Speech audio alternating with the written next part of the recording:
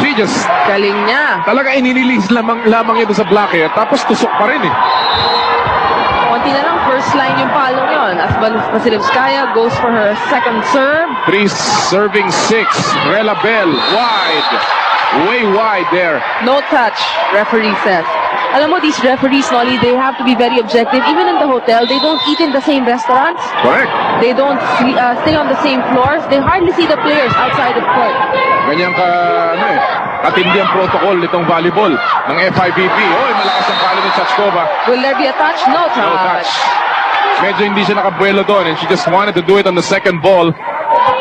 So now it's 7 serving 4. A little bit of a rally there by Russia. They trailed by 5. Now the lead is down to 3. Vichenko. Binigay kay Vasilevskaya. High set. Great reception there. Nice dig. Narito si Aguero. Ito sa'yo. Patay na patay mula kay Maris Aguero. Getting us to our first technical timeout. And Aguero now cranking it up, showing the power of Cuba as they lead Russia in the second set, 8-4. Best indeed she is. Maybe one of the best. And a nice block there. Habulin. Hindi na habol ni Morozova. The best nga pagdating sa blocking, especially in that play, Nolly. Torres led the double block against Chachkova. At ngayon, 5 na kabante ng Cuba. At talagang inaabangan na nila ngayon si Chachkova. Coach, alam nila na Bantay. hindi pwedeng papayaan itong player ng Russia. Here's Chachkova again. That gets through the block. Costa with a set. Aguero off the blocker, and Aguero will get another kill. Look at the height difference, but it doesn't seem to matter, Nolly. Aguero stands a humble 5'9", and she was up against these 6-footers. She ranks number 11 in scoring by Maris Aguero. Then it's another block together with Rela Torres. At ngayon, hindi malaman ng Russia kung anong tumama sa kanila. Gamova looks really pissed. She's very frustrated. Sabi niya, hindi ko alam kung anong gagawin ko dito para mapalusot yung mga atake ko. Ibang-iba ang tinatakbo nitong set number 2 from set number 1. Another high set. Gamova again. They have tried that so many times and it's not been successful. Here's Yumilka Ruiz! Brilliant, brilliant move! Cross court, no block. And the celebration is beginning. Watch Yumilka Ruiz skying. Sabi nila she's the Michael Jordan. Well, she just may be of volleyball. Unbelievable leaping ability. 12 serving 4. Vasilevskaya, Chachkova. Tumama sa net. Yes. Tumama pa sa antena ata. And it will be another point for Cuba. Wow, Russia is just crumbling here behind the tremendous power of Cuba. And Cuba leads set number 2, 13-4. You're watching the 2000 World Women's Volleyball Grand Prix. Continue to go to Gamova. In this particular set, she has not been effective at all. May tendency ang ganyan ng Russia. Pag naisipan na doon papatayin, doon talaga papatayin kahit hindi na nag-work in strategy. Cuba, on the other hand, has proven to be very flexible. Yes, Cuba has made the adjustment here in set number 2. They're going with more of low, quick sets. They're going with Aguero on the right side, attacking. Here's Marlenis Costa. Para kay Yumilka Ruiz. Costa. Great set! Of course, the team from a brilliant reception. Again, Gamova is suffering in this set, Nolly. Godina is still sitting down. Gamova has not played here.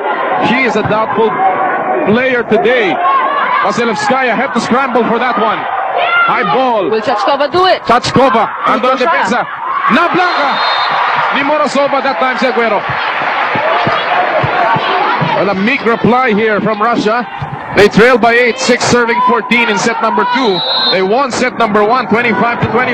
Maraming tatrabuhin si Gamova para mabawi yung mga errors na early in this set, Nolly. Talaga. Nice return there by Bell.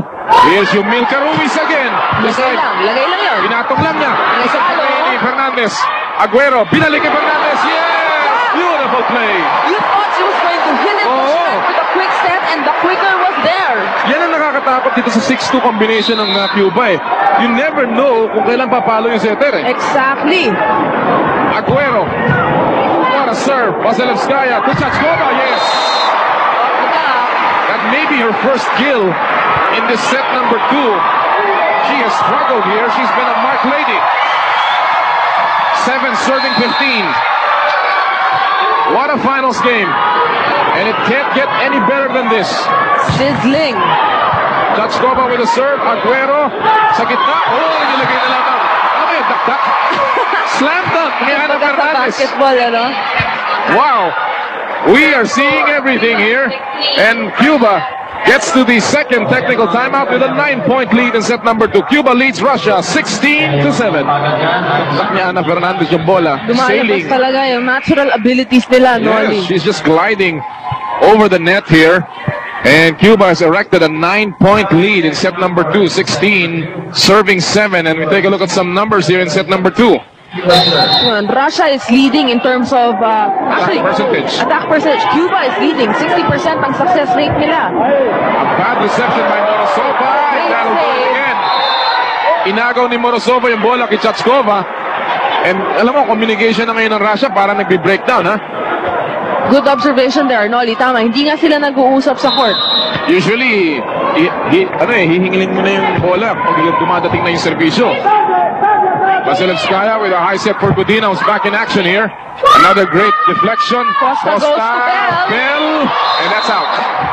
No touch. Tkachenko back in the game. Churina will sit down. Morozova will serve. Natalia Morozova, 27 years old, plays for Uraloka. Back in the club championships of Russia. And nagkalituhan doon that time si Aguero at saka si Costa. Hindi nila malaman kung sino magsiset. Yan naman ngayon ang problema mo. Pero rare yan kasi bihira naman yan. kabisado na nila yung kanilang galaw. Except in that play. Nice serve again. Good reception. Hindi. Hinabol ni Aguero. And so those are 2 excellent serves coming from Morozova, who used to be the libero nitong koponan na to.